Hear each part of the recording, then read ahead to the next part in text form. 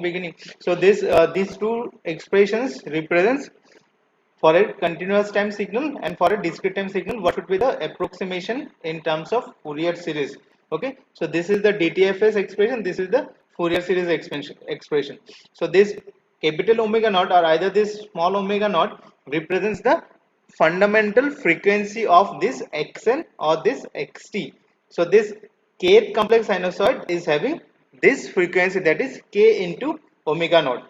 So if we consider different sinusoids up to this k, so each of them is having the frequency which is multiple of the fundamental frequency omega naught.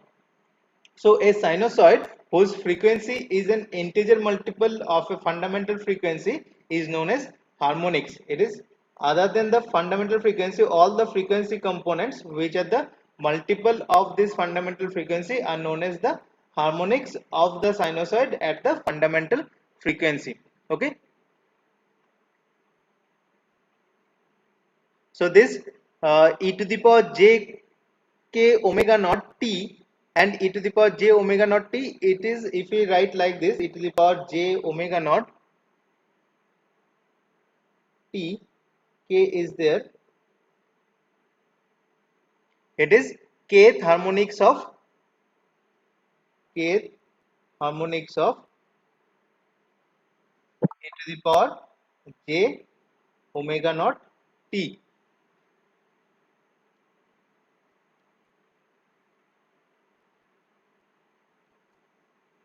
Okay, and this ak is the weight applied to kth harmonic. This ak is the weight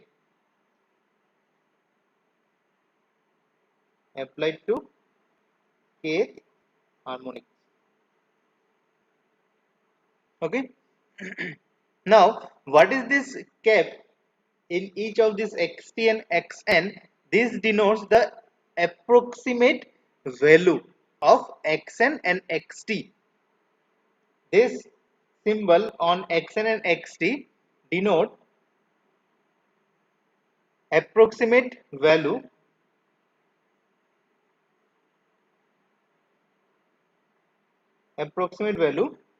since we do not yet assume that either xn or xt can be represented exactly by the series of the form shown. Means what we basically doing is that we are having our input xn or either xt, but what we are doing the complex sinusoid summation of this complex sinusoids. So this summation of complex sinusoids up to kth complex sinusoid, it assumes that we can able to get back our original signal xn or xt by doing the summation of all these kth complex sinusoids. Fine. So this symbol denotes that it is the approximate value, because we don't know how many, what will be the value of this k, so that we can able to get back our xn or xt. Just try to understand what we are doing here. We are taking xn and xt as a summation of the kth complex sinusoid. So what will be this numerical value of this k? We don't know, right? This is some quantity of this complex sinusoids. We are going up to this kth harmonics. We are going up to this. We are considering up to kth complex sinusoids, but we don't know either this k numbers of this complex sinusoid. If you take the summation between them, so either we can able to get back our xt or xn or not. So that's why we are taking this approximate value. This xt and xn, both of them are approximate, since we are taking numbers of some number or some quantity of this complex sinusoids and we are taking the summation between them. Okay. So this variable k indexes the frequency of the sinusoid, so that ak is also a frequency of this, ak is also a function of frequency, right? So this ak is related to kth harmonics.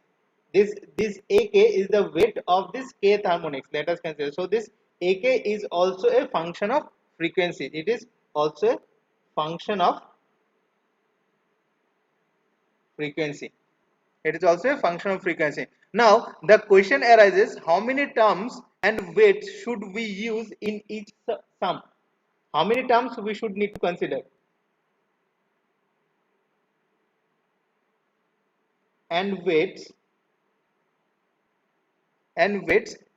should be used in each sum. So this is the question. How many terms we should need to consider in each of the sum? That is the main question. So if we go with this first, if we go with this DTFS, so if we take all the distinct complex sinusoids with distinct frequency, so each of the complex sinusoid will be having distinct frequency. But if we go beyond n, just try to understand. So what I mean to say that all the distinct complex sinusoid, it may not be something like that, that all of them should have distinct frequency component. So something like that, if we write something like that, e to the power j n plus k omega naught n. So what does it mean? We have taken some complex sinusoid which is the summation of n plus k. Some quantity, some approximate quantity we have been considered. It is e to the power j n plus k complex sinusoids we have been considered. Okay. So if we write like this, j n omega naught n into e to the power j k omega naught n, right? So what is this n omega naught? Omega naught is the fundamental frequency, right? So what was that? Omega naught was twice pi by n, twice pi by n. It is the periodicity. It is the fundamental period of this discrete time signal, since we have been considering discrete time periodic signal. So this omega naught is twice pi by n. So this n into omega naught is twice pi, right? So we can write it is as twice pi n e to the power j k omega naught n. So what is this j twice pi n? It is 1, right? This is 1. This value is 1. So we can write j k omega naught n. So what I mean to say that if we go on extending the number of complex sinusoids in our approximation, since we are going to take the approximation by taking the summation between number of complex sinusoid to get back our original xn, but if we take the numbers, if we go on increasing the numbers of this complex sinusoid, a time will come after which if we go with a distinct complex sinusoid, but those distinct complex sinusoid will be having the same frequency as our earlier, means let us consider 1 to 10 we are having. If we take a range of 1 to 10, means we are having starting with 1 and going up to 10 distinct complex sinusoid. So each of them, this distinct complex sinusoid, each of them up to this 10 will be having distinct frequency component, which is the multiple of the fundamental frequency omega naught. Let us consider it is 10 into omega naught. But if we come from 11, we'll find that 11th numbers of complex sinusoid will be having the same frequency component as the first, because this 10 is the periodicity of this complex sinusoid. It is the periodicity of the complex sinusoid. So we'll find that if we go up to number of 20 numbers, if we consider 20, 30, something like that, 20, 30 complex sinusoid, distinct complex sinusoids will not have the distinct frequency component due to this problem. Up to this clear? So hence we can say there are only n distinct complex sinusoids of the form kj omega naught. So we can say there are, therefore we can say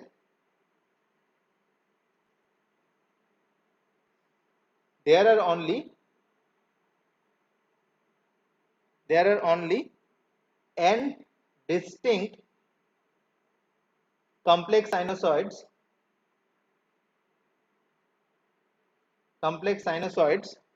of the form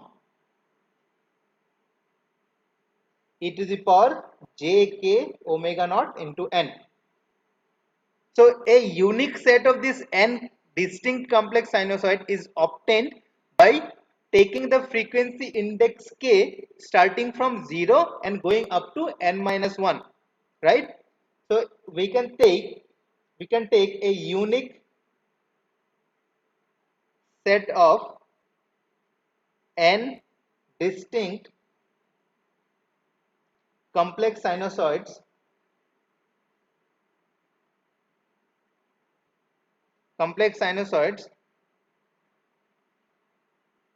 is obtained by taking the frequency index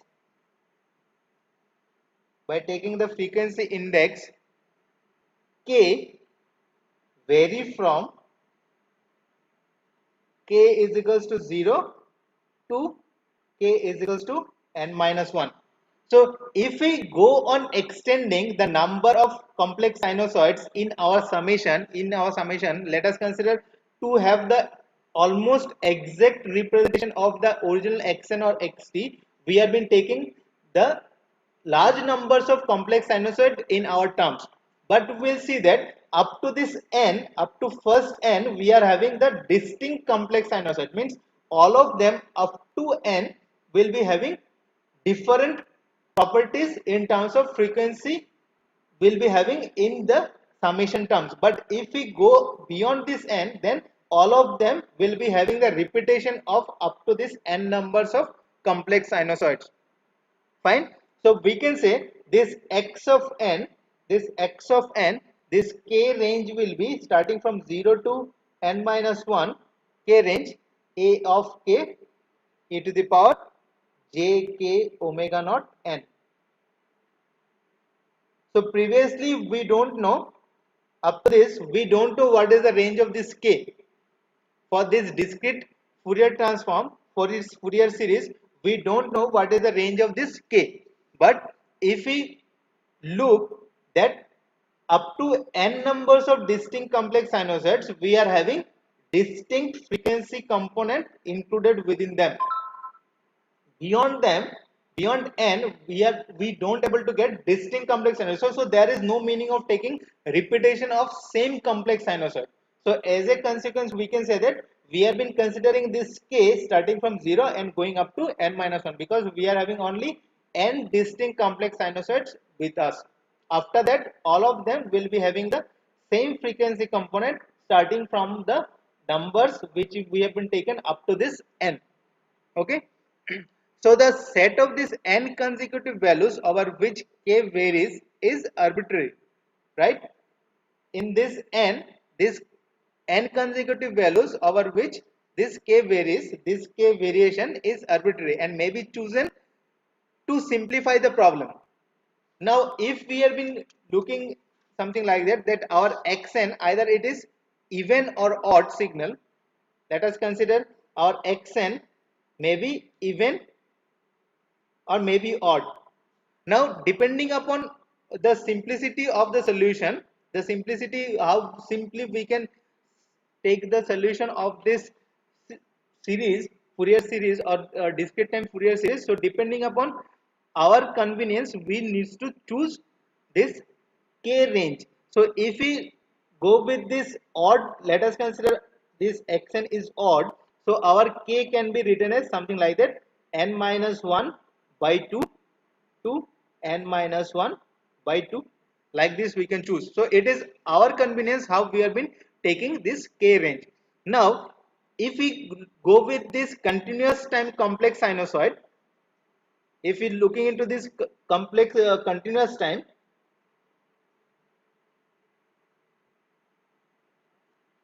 time signal, so what will be having this e to the power j k omega naught t represents that it is having distinct frequencies up to k omega naught. So complex sinusoids, distinct complex sinusoids having frequency k omega naught. That is kth distinct sinusoid is having frequency of k omega naught. So we can take that. Now if we look into this kind of continuous time signal, whether this kind of problem arises something like that, our discrete signal, because in case of discrete signal, this due to this periodicity we are having up to this n numbers of distinct components only, n number of distinct complex sinusoids only. But if we look into this continuous time signal, so there is no problem arises like this. Okay, so we can go on extending our k up to our need, how much we want. Okay, so we can say if we go into this kth numbers of complex sinusoid, all the kth complex sinusoids are distinct in nature. So all the kth complex sinusoids are distinct. Okay, so we can say that there are potentially an infinite numbers of distinct terms may be considered, right? So we can say an infinite number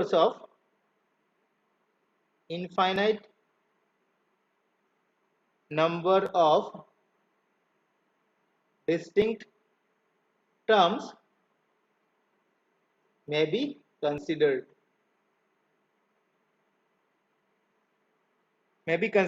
So our xt can be written as this k range. Now we are defining this k range starting from minus infinite to infinite, starting from this minus infinite to infinite, ak e to the power j k omega naught t. Okay, because this kind of problem which we have been seen for this discrete time signal is not arises in continuous time signal, right? Because due to this fundamental frequency, this complex sinusoids which have been coming after n numbers of distinct complex sinusoids, all of them are the repetitions of the same complex sinusoids which already been considered up to this n. So that's why we have been considering that our numbers of terms in the summation will be ranging from k is equals to 0 to n minus 1. But for our continuous time signal, this kind of problem is not arises, right? So we can take any numbers of some terms in our approximation. So k ranges from minus infinite to infinite.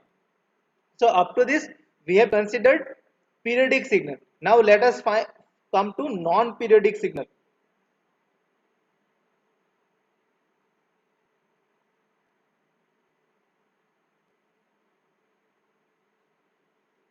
That is, if we go with non-periodic signal for a continuous time, we need to consider Fourier transform, and for a discrete time, we need to consider discrete time Fourier transform, right?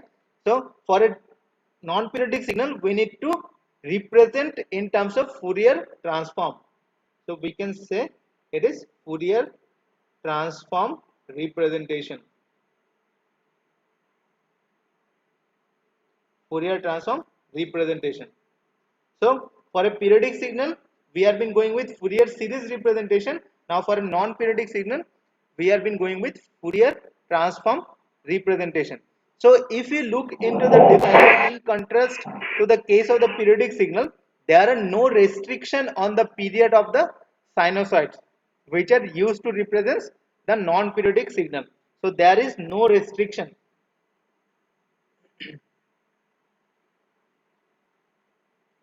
No restriction on the period of the sinusoid used to represent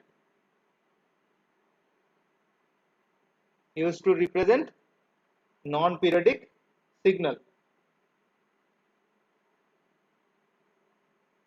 Okay, so there is no restriction on the period of the sinusoid.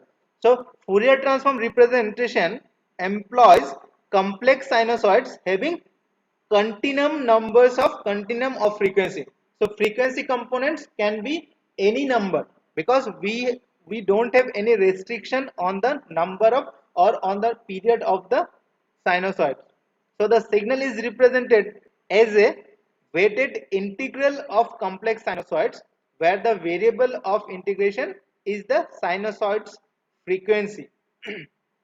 Okay, so we can say this Fourier transform representation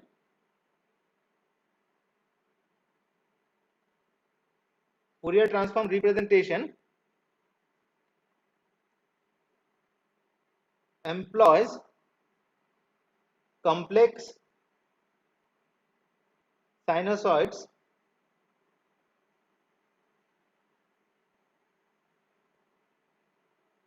having a continuum of frequencies. Okay, so there is no restriction on the frequency of the complex sinusoid. So this representation, the signal representation, the signal is represented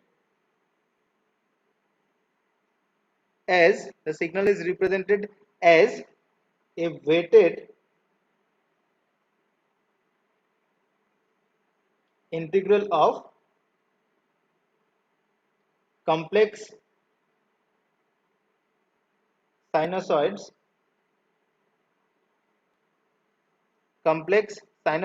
where the variable of integration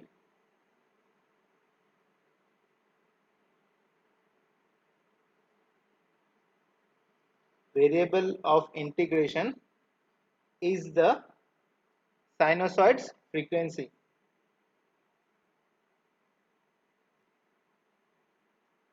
Because here we don't have any restriction on the frequency.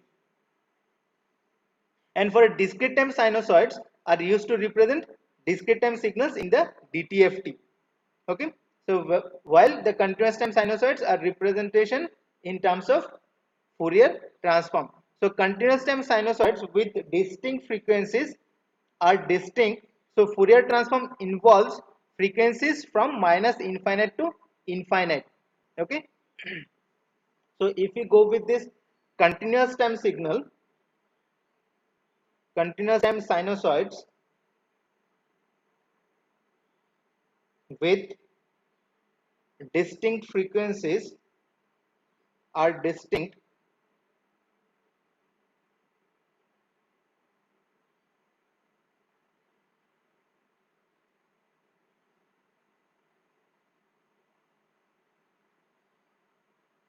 so the Fourier transform involves frequencies from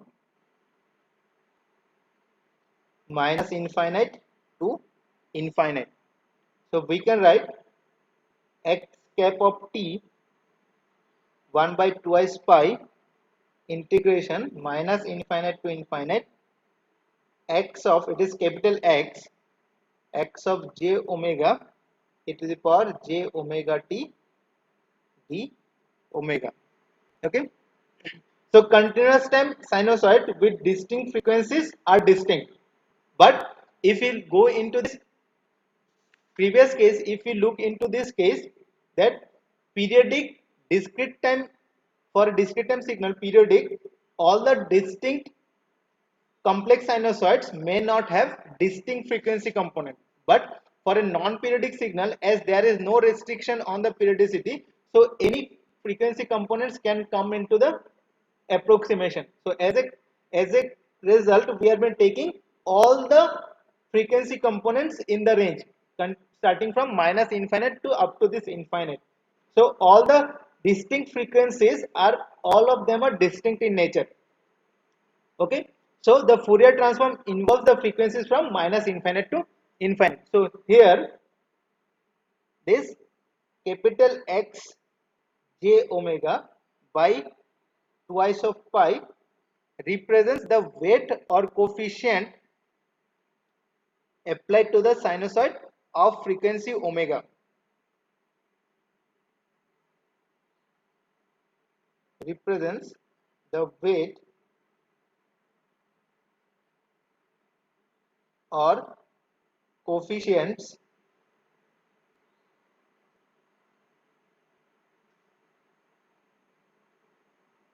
applied to an sinusoid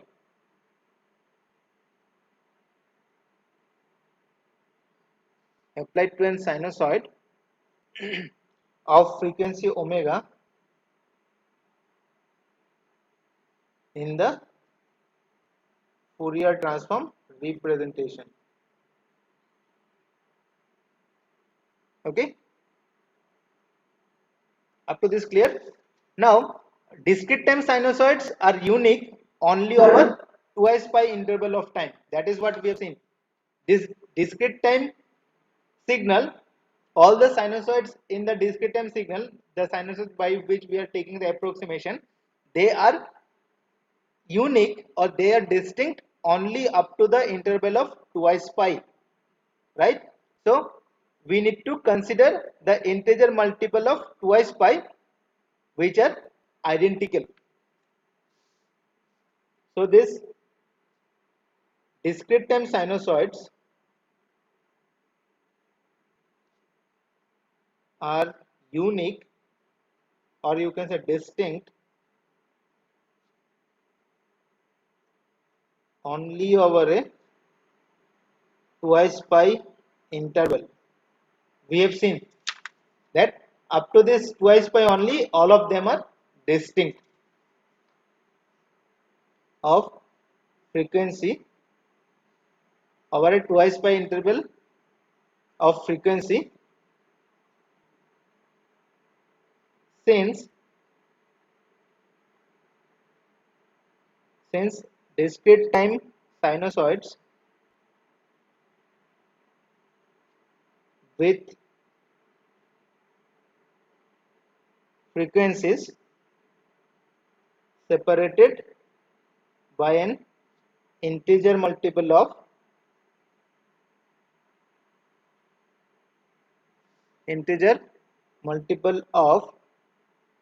twice pi, separated by an integer multiple of twice pi, and they are identical. Okay, so discrete time sinusoids are unique or distinct only over a twice pi interval of frequency. Since discrete time sinusoid with frequency separated by an integer multiple of twice pi, they are identical in nature. So we can say this DTFT involves sinusoidal frequency within the interval of twice pi. Okay, so this DTFT involves sinusoidal frequency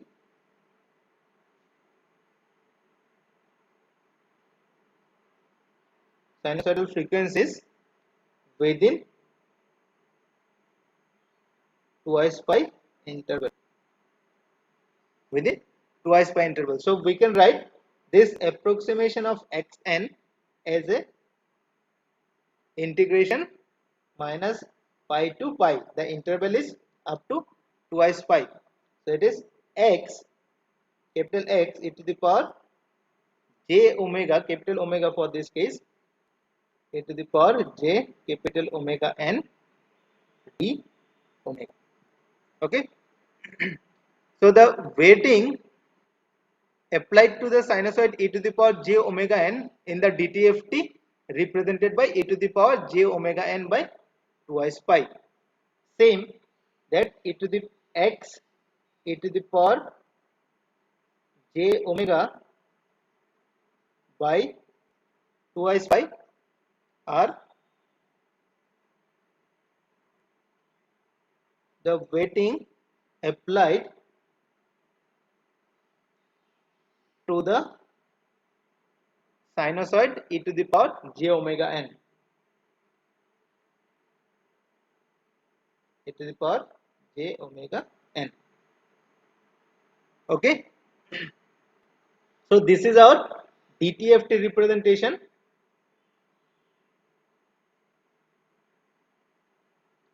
Since there are no restriction on the frequency component, so we have been taking the integration. No restriction on the period of the sinusoid, so we need to take the integration. So for a non-periodic continuous time signal, we don't have any restriction on the repetition of the complex sinusoid. So we need to consider all the frequency components starting from minus infinite to infinite. Same thing here also. All the complex sinusoids are distinct in nature up to the numbers of components which we have been considering. So here also we have been taking all the complex sinusoids from minus infinite to infinite. So here we have been considering same minus infinite to infinite. But for a discrete time signal, we know that the distinct nature is maintained over the interval of twice pi. After that, the complex sinusoids will be the same as we have been considered within this twice pi interval. So we have been taking the integration within minus pi to pi. Okay. So next we'll start with discrete time periodic signal, that is DTFS. First we'll go with, so this is the brief description about the approximation how we need to consider either it is continuous or either it is discrete for periodic or non-periodic signal. So for the, if you've been going with this periodic signal, so it is the representation of discrete time signal, it is the representation of the continuous time signal. Okay. So here we have decided what are the numbers of terms should be there in the summation. For a discrete time periodic signal, we need to consider from up to this n distinct complex sinusoids. But for a continuous time periodic signal, we need to consider all the sinusoids, complex sinusoids, what we are having from minus infinite to infinite. Same for a non-periodic signal, since there is no restriction on the periodicity, so we need to consider same for the continuous time signal, that is continuous time non-periodic signal, we need to take the integration with the range minus infinite to infinite. For a discrete time complex sinusoids, for a discrete time sinusoids, we need to consider up to the interval of twice pi. So in this way, we have been seen what are the expressions for the approximation of the signal, either it is continuous or either it is discrete, either it is periodic or either it is non-periodic.